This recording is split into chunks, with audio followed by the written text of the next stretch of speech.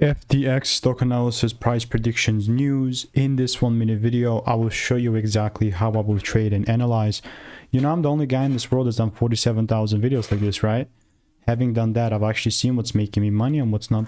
And especially looking at FedEx, looking to definitely double down on this one. Now, it's not that I'm randomly going to do so, but definitely a bullish market.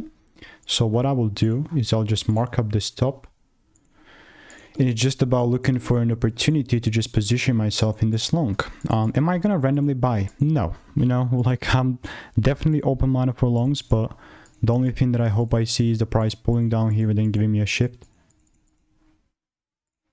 Other than that, randomly buying, not happening.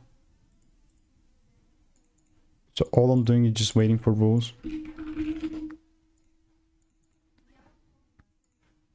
It's especially how I'll do things. Bye-bye.